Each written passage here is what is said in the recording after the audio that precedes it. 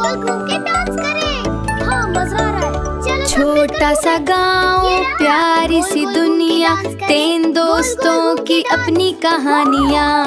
आपा बहादुर सबकी रहनुमा, ओन समझदार सबसे जुदा, मुज्तबा हंसता सबको हंसाता। चलो चलो मिशन पे चले, आपा ओन और मुज्तबा मिले।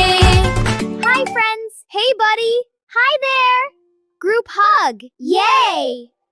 अस्सलामुअलैकुम, मैं आपा हूँ। हेलो, मैं आवन हूँ। Hi, मैं मुस्तबी हूँ। आप सबका इस्तकबाल है।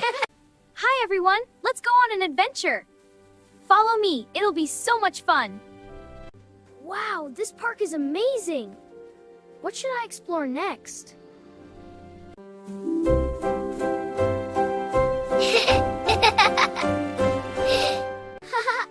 हम क्या खेल खेले? चलो सब मिलकर दौड़ते हैं। तैयार हो? जी। ये खजाने का नक्शा लग रहा है। मुझ पे लिखा है। चलो खजाना ढूंढते हैं। हमें ये खजाना ढूंढना है। मैं सबसे पहले जाऊंगा। चलो। हाँ, सब मिलकर। तीनों जादुई जंगल में दाखिल हुए। दरख्त चमक रहे थे और माहौल थोड़ा पुरसरार था। चलो आगे बढ़ते हैं। हम रोशनी वाले रास्ते पर जाएंगे।